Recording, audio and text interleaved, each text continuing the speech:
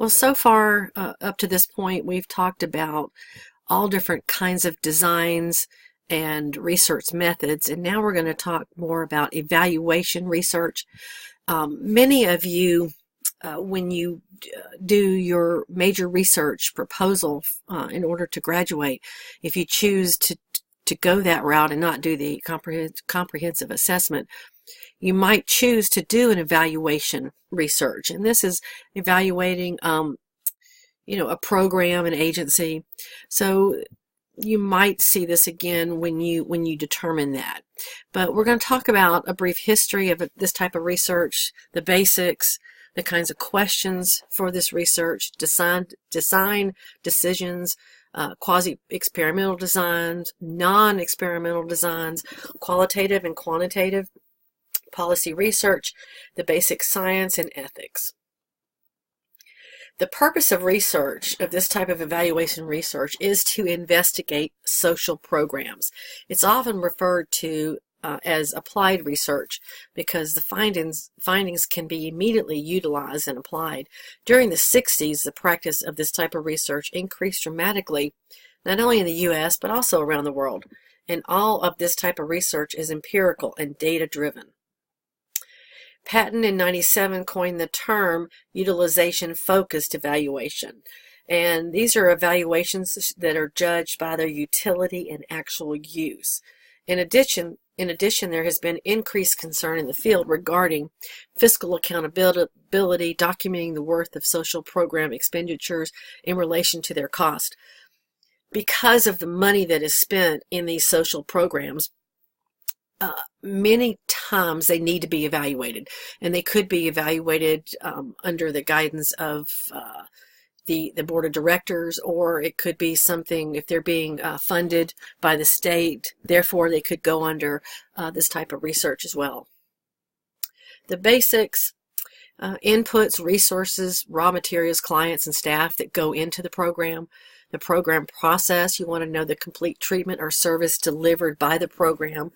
Outputs: the services delivered or new products that are produced by the program. The impact of the program process on the cases processed. And the outcomes is what is usually focused on at the end of the evaluation. The feedback is: this is information about service delivery system outputs, outcomes, and operations that is available to any program. And the stakeholders that we talked about before, these are the individuals or groups who have some basis of concern with the program. They have some kind of involvement. Some of the questions that you would ask during this type of research: is the program needed? Can the program be evaluated? How does the program operate? What is the program's impact or focus? And how efficient is the program? The needs assessment determines the needs of some population that might be met with a social program. And this is always done really prior to maybe the beginning of a program, or even by the state or federal agency that wants to evaluate certain types of programs. So is a new program needed? Is an existing program still needed? If the program is needed, is it this program that is needed, the one that you're evaluating? And to assess need, to ascertain nature and scope of the problem the program is designed to address, and examines a target population. That's the population believed to have need in the program and it would be affected the most. The concerns: whose definitions or perceptions should be used to shape our description of the level. And again, we're talking about who makes that determination of that definition and exactly what you're evaluating. How will we deal with ignorance of need? How can we understand the level of need without understanding the social context? And what, after all, does need mean in the abstract, in the big picture? Determine whether the program can be evaluated within available time and resources. There's some barriers. The stakeholders want only good news rather than a rigorous evaluation. They want you to only find that which is good. Program staff are alienated or distrustful of evaluators that come in, and the program staff lack a clear understanding of the program's aim and are just helping people who are putting in time. And the goals of the programs are just too vague to measure. The evaluability assessment may help to clarify the goals or refine program operations. It can also find weaknesses and strengths, determine that an evaluation will not provide useful information until the program implements some identified changes. What is the process for evaluation? It's also called program monitoring. You determine if the program is working according as it was intended to. Is program operating according to its design? Is it doing what it says it is doing? And typically both quantitative and qualitative data are used. When I worked for the juvenile treatment facility, we were funded by the state and we were licensed by the state. So the state would come in and actually do this same thing. They would do evaluations, or audits is what we always called them. And all of this rings true, that you want a good relationship with them when they come in, but also in a way when they come in you feel very violated and you're on your guard. The evaluation of impact or outcomes, it's also called impact analysis or impact evaluation. Determine whether a treatment or service has an effect. Did the program have intended consequences? The outcome refers to the effects on the clients and often uses experimental or quasi-experimental designs to assess the outcome and impact. The efficiency is evaluated, compares program effect to cost. Do the benefits of the program offset the cost of providing the program?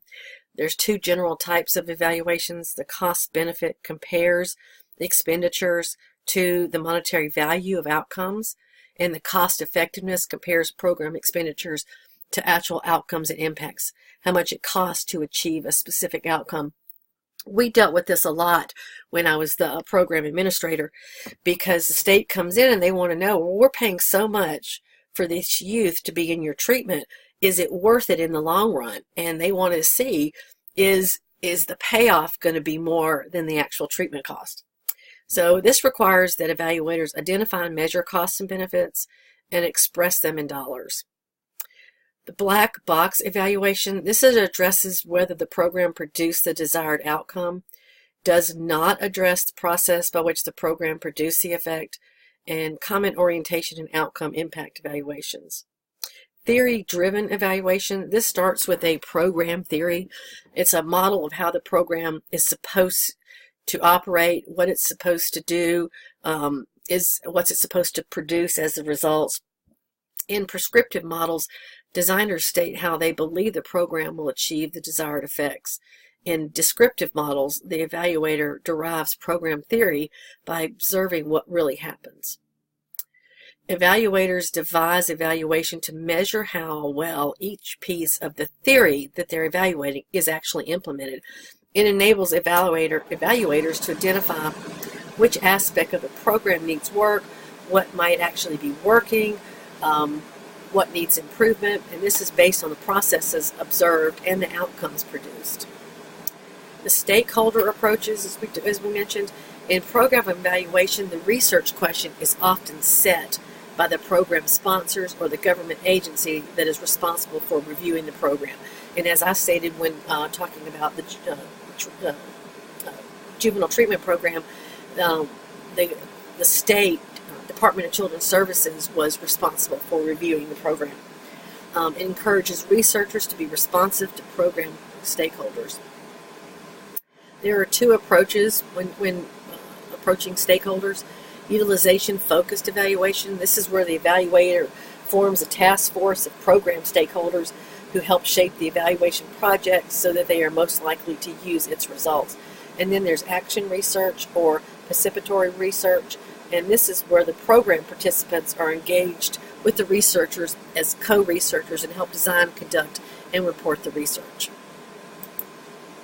Social science approaches emphasizes the importance of research expertise and maintenance of some autonomy in order to develop the most trustworthy, unbiased evaluation.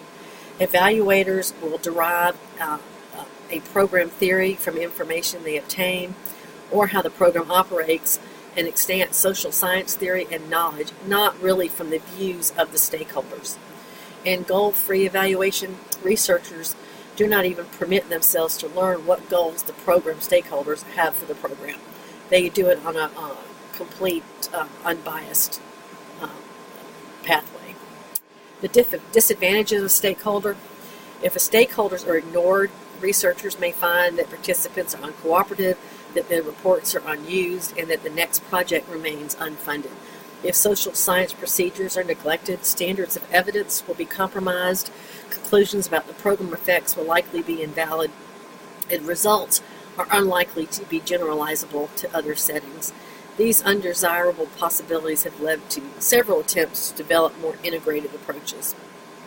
The integrative approaches we're talking about seek to balance the goal of carrying out a project that is responsive to stakeholder concerns with the goal of objective, scientifically trustworthy, and generalizable results.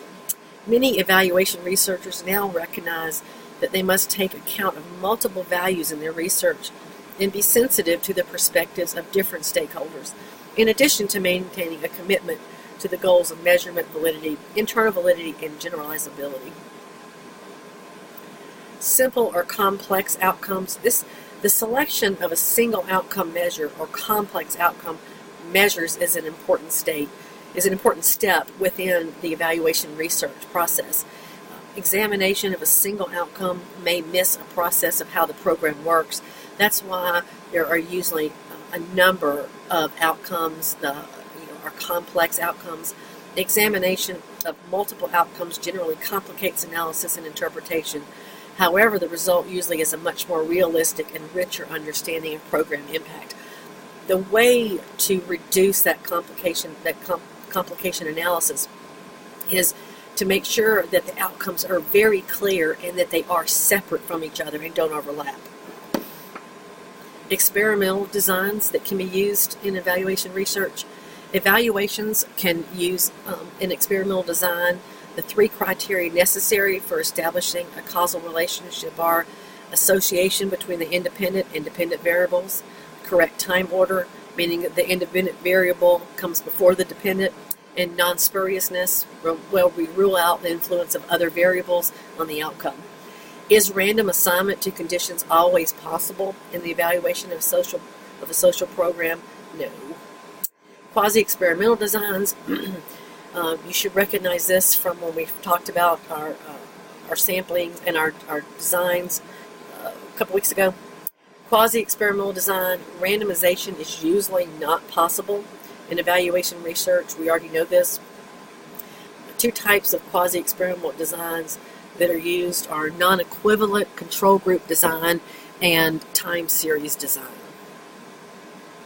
The non-experimental designs, it's when single group is studied only once after the treatment or program has been delivered, and there is no comparison made to a control or comparison group. As a result, the evaluations with a non-experimental design are almost no scientific value. If you don't have anything to compare it to, how do you know if it's doing better or worse? Qualitative and quantitative methods. Evaluation research that attempts to identify the effects of a treatment, a law, or program typically is quantitative, like impact evaluation. When we use the qualitative method design in evaluation research, we add depth, detail, nuance, and exemplary case studies to our what we've already done in our quantitative evaluations. Highlight the importance of learning how different individuals react to treatment, and increase understanding as to how social programs actually operate. Evidence-based policy, as we talked about, evaluation research is based on this. It's based on a systematic review of all available evidence that assesses what works and what does not. So it's looking at everything that's available during the evaluation. Reviews attempt to qualify the successfulness of particular programs and interventions. In order to, during the evaluation, it's to quantify the success and then offer any suggestions or requirements to improve the program, especially if it's being funded by a government agency. A meta-analysis can be used. We talked about this a couple weeks ago, where you do that systematic review that's mentioned up here at the top, and then you do the quantitation of the data that's in those studies that you used in your systematic review. The basic science or applied research. Evaluation research seeks to determine whether one program or policy has a more desirable impact than another. Also, too, though, when you're doing evaluation research, it could be just checking that the program is doing what it says it's doing. This knowledge can then be applied to policy formation, and as such is termed applied research. You're taking what your outcomes, your results, and you're applying it to the policy. In contrast, basic science is generally used for the discipline itself, for advancing general knowledge. Again, we always talk about the ethical issues in any research, ethical issues in evaluation. Most issues concern outcome and impact studies. We're looking at how outcome was produced. We also want to make sure that we follow all of our ethical considerations. Issues related to clients, distribution of benefits, preserving confidentiality, participant burden may be considerable. The program evaluator, they will look at this. They want to ensure that any clients, any participants within their program, especially the program that I was administrator, that we had all of our kids were in state's custody. So the state was very quick to evaluate and review. Issues related to evaluation design, the designs may be shaped by politics, and the intent of evaluation may be political. Oops. What are some of the issues related to the use of evaluation results? Sharing of results. Who do you share it with? Only with the sponsors, with clients, with the general public. And again, you have to be very careful with the general public because of confidentiality and HIPAA violations. Scientific credibility. The results can always be used. If a design is poor, the results should not be used. But if client controls use, the researcher may not be able to avoid their use. So it just depends on the credibility of the scientific methods that has been used, not only just in the program, but in the evaluation process. I think that's it.